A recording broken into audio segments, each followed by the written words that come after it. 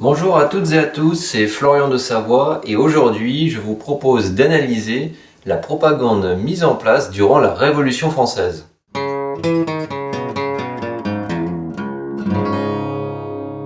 On se retrouve pour une nouvelle analyse sur le sujet de la propagande et cette fois-ci on aborde le thème de la Révolution française. Pour m'aider à faire cette analyse générale, je reprends ce livre déjà présenté dans ma vidéo précédente, Le viol des foules par la propagande politique de Tchakotine. C'est un livre fondateur que je mentionnerai souvent dans mes vidéos car il s'avère être relativement complet. Introduction faite, on entre dans le vif du sujet avec la propagande mise en place durant la Révolution française. Beaucoup d'historiens sont d'accord aujourd'hui pour dire que le fondement de la République et de la démocratie telle qu'on la connaît en France actuellement remonte à la Révolution française. Cette période révolutionnaire extrêmement violente semble être effectivement la base de la République, mais comment ignorer les contestations qu'elle a voulu faire taire? Car oui, les contestations étaient nombreuses, je pense notamment à un des exemples les plus connus, avec nos amis vendéens que je salue. En étudiant cette période chaotique, on se rend compte que l'histoire que l'on apprend dans les manuels a pu occulter des passages moins glorieux que ce qui était mis en avant. La guerre de Vendée est un exemple poignant de la violence dans laquelle la République s'est imposée. Car oui, c'est avec une violence inouïe que les troupes révolutionnaires ont fait taire les oppositions. Alors, on ne va pas cette fois-ci analyser le cas de la Vendée, mais il s'agit là de comprendre qu'il y avait de nombreuses oppositions à cette Révolution française, et qu'il a fallu user de nombreux moyens propagandistes afin d'ancrer durablement les idées promulguées. Le recours au symbole est peut-être ce qu'il y a de plus flagrant dans la propagande révolutionnaire. On va commencer par certainement le plus connu, avec le chant de la Marseillaise. Ce qui est intéressant en premier lieu, c'est de constater que ce chant s'appelait à l'origine le chant de guerre pour l'armée du Rhin. Ce chant révolutionnaire vient pleinement utiliser la pulsion numéro 1, combative, qui se veut de rassembler et de diriger une action de masse, violente et sanguinaire pour une cause juste. En plus de cet appel à la pulsion combative, vous allez également retrouver une transformation des énergies à certains passages quand, je cite, « Amour sacré de la patrie conduit, soutient nos bras vengeurs ». À celles et ceux qui auraient peur, chez qui la pulsion combative n'aurait pas suffisamment été stimulée, on fait appel à l'énergie de la vengeance. Passage encore plus connu, cette fois-ci faisant appel à la pulsion que l'on appelle parentalité, ou plus généralement l'altruisme. Entendez-vous dans les campagnes mugir ces féroces soldats, ils viennent jusque dans vos bras égorger vos fils, vos compagnes. Vous comprendrez aisément que la répétition des stimuli à travers ce chant a un fort impact afin d'entraîner l'action de masse voulue. Il est intéressant de rappeler que cette propagande sonore avait aussi sa contre-propagande du côté vendéen avec une reprise modifiée de ce chant, je cite « Aux armes, Poitevin, formez vos bataillons, marchons, le sang des bleus rougira vos sillons. » Autre chant bien connu d'une violence similaire, celui de Saïra, aussi connu sous le nom de Carmagnole. Vous y trouvez en fait une forme de légitimisation de la violence dirigée vers les aristocrates, mais de manière plus générale envers celles et ceux qui s'opposeront au mouvement révolutionnaire. Je cite « Les aristocrates à la lanterne, les aristocrates on les pendra ». Et il serait également intéressant de rapprocher la devise « Liberté, égalité, fraternité », faisant également partie du lot non exhaustif d'outils propagandistes, des paroles de Carmagnole. « Celui qui s'élève, on l'abaissera, et qui s'abaisse, on l'élèvera ». Personnellement, ce chant me pose problème, car bien qu'il faille comprendre en premier lieu que l'on doit entendre ici par s'élever la notion de s'enrichir, de s'embourgeoiser, cela peut également traduire une élévation intellectuelle interdite, une élévation intellectuelle qui serait réprimée. Vous pouvez également réfléchir d'un point de vue spirituel en reconsidérant ce passage. Autre symbole, cette fois-ci visuel, c'est celui de la cocarde. Tout comme les chants évoqués, ce symbole nous est parvenu sans mal en traversant les âges.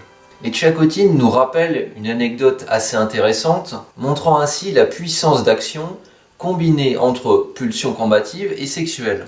Au château de Versailles, Les dames de la cour distribuaient des cocardes aux officiers en leur précisant « Conservez-la bien, cette cocarde, c'est la seule bonne, la triomphante ». Et pour ceux qui auraient accepté l'offrande, aussi bien présentée, les femmes donnaient leurs mains à baiser. Autre symbole largement utilisé, les piques. On retrouve ce symbole dans de nombreuses représentations de la période révolutionnaire, que ce soit dans les cortèges ou sur les affiches. Ce symbole va être notamment distribué au peuple par des clubs révolutionnaires en prenant de très nombreuses formes. Par exemple, pique à feuilles de laurier, à trèfle, à broche, mais permettant toujours de diriger la violence vers des cibles révolutionnaires.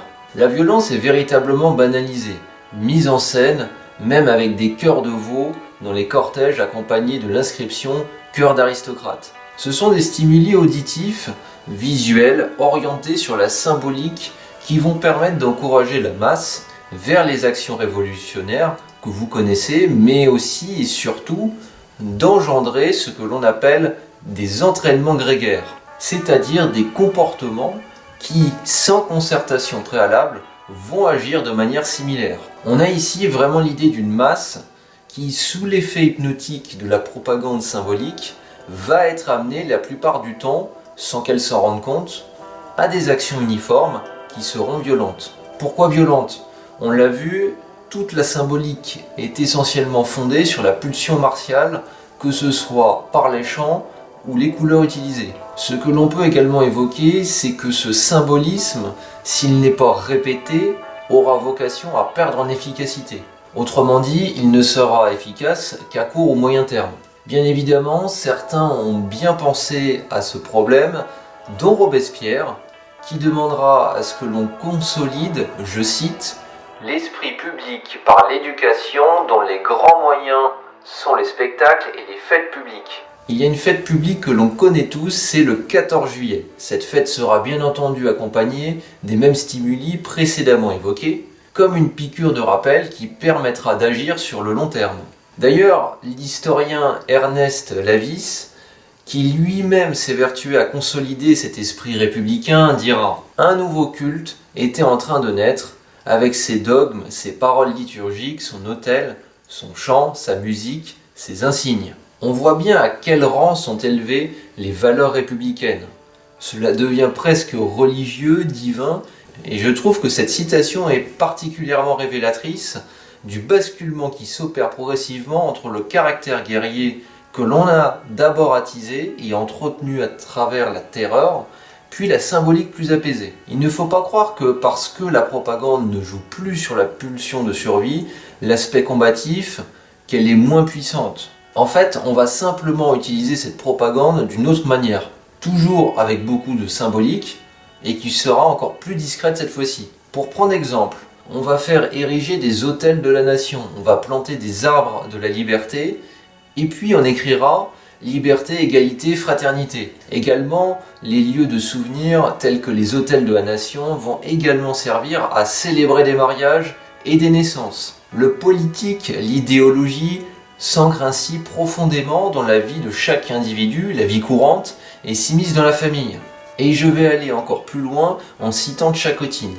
Ces fêtes étaient presque toujours présidées par des vieillards qu'on entourait d'enfants et de jeunes filles en robe blanche, ceinturées de rubans tricolores. Il ajoute plus loin, je cite, « Dans certaines provinces, on rencontrait à ces fastes aussi des figures de femmes armées, drapeau en tête, maniant l'épée nue. » Inutile de développer sur le fait que vous faites appel à ce type de propagande à la pulsion numéro 3, la pulsion sexuelle. Violence physique, mais aussi bien entendu psychologique, avec notamment le recours à de nombreux symboles qui vont tenter, par ce qu'ils véhiculent et par leur redondance, d'exercer une influence sur les masses, visant toujours à uniformiser davantage le pays. C'est désormais la fin de cette vidéo, j'espère qu'elle vous aura plu et donné quelques éléments d'analyse sur la période révolutionnaire en France. Merci et à bientôt.